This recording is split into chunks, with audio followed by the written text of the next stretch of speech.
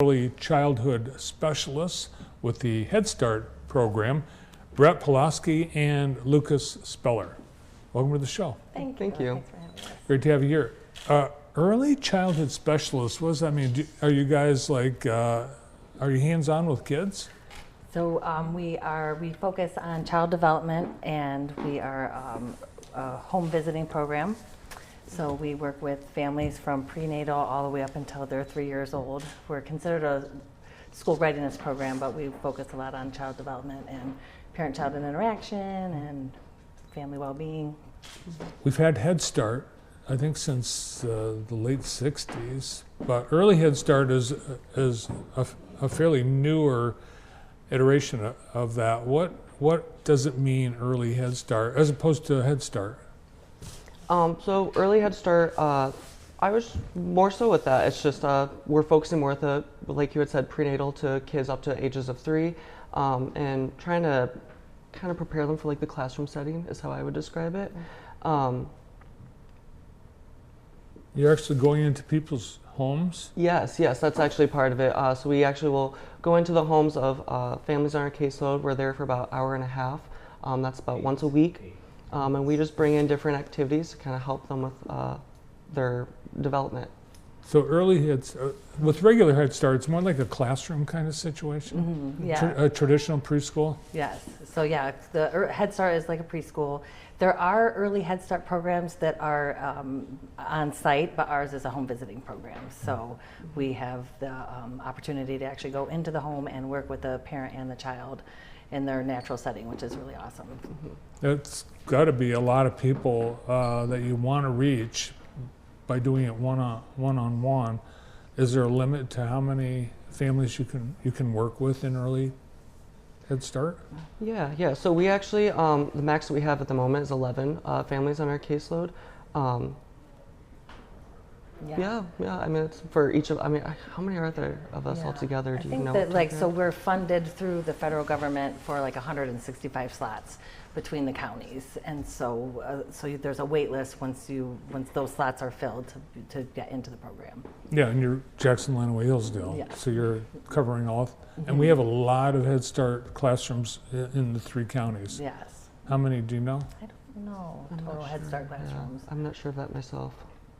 Lots of them. You're serving hundreds of kids. Oh yeah, lots of children. So you've seen some improvement. You've actually had some results by being an early childhood specialist, doing one-on-one. Can you give us an example of maybe some of the successes that you guys have had? Sure. Yeah, I think that like we're really fortunate because we get to. It's an early intervention program. So if you're seeing a child and there's like a gross delay or a gross motor delay where maybe they're not crawling or walking when they need to, and you can recognize that, and then you can bring in other services. So we don't provide all the services, but then we can make referrals to the ISD or to the comprehensive, different language services that are around. So it's really great to see like a kiddo who's not talking and then receiving the extra services, and then by the time they leave our program or having conversation with you, it's really. And it's not just about getting someone ready for school. You're doing some assessing when you're in a home. You might see, oh my, there's something wrong here. I need to let someone know. Of course, yeah. I mean, I've definitely had some cases where, like I have a child who's about a year and a half, and there's still like there's not like a lot of words that are coming out at the moment. So I actually recently had to do a referral with the ISD, and currently trying to get that process going, get this kiddo on track with his speech again. But.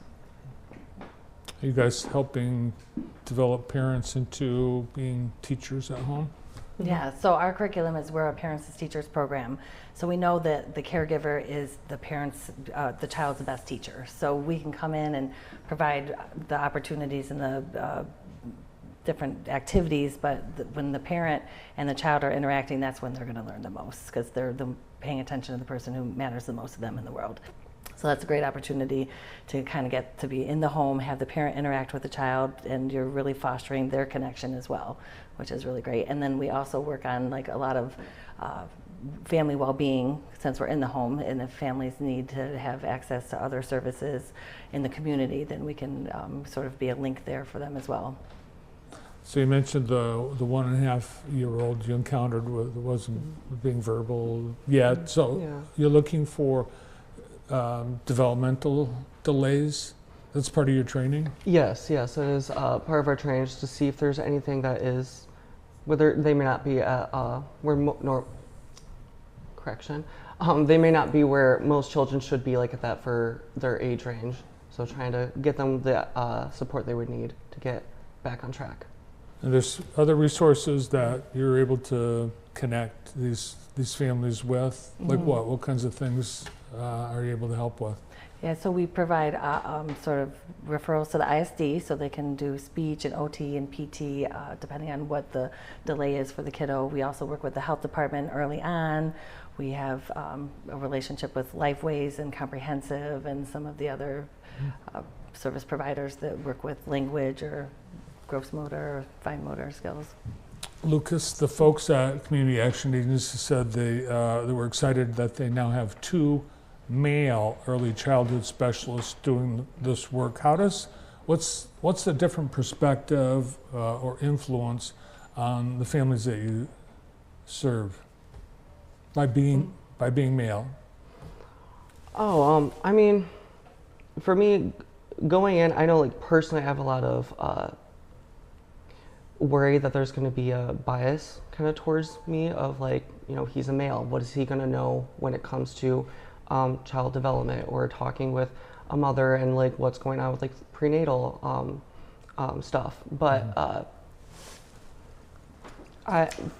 in my 2 years that I've been here, I feel like a lot of the families have been really welcoming and understanding with everything. And yeah, just as long as like, I just feel like as long as you're very open and just yourself with them, families are very willing to be welcoming to you. Do you interact with dads then? Is there? I have interacted with a few dads on my caseloads. There are some families where dad is not present, unfortunately. But I've had some interactions with some dads, and usually at first it's awkward, which can be expected because new person having to build that relationship.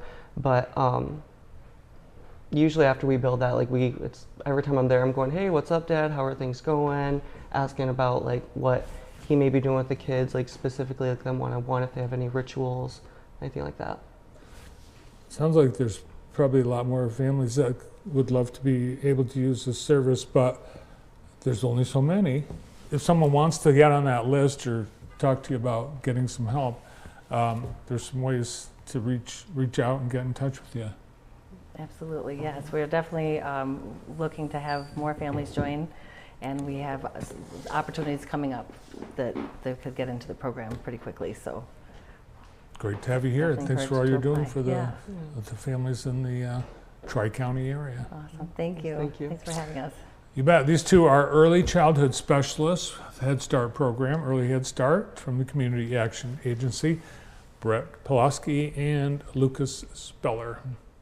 We've got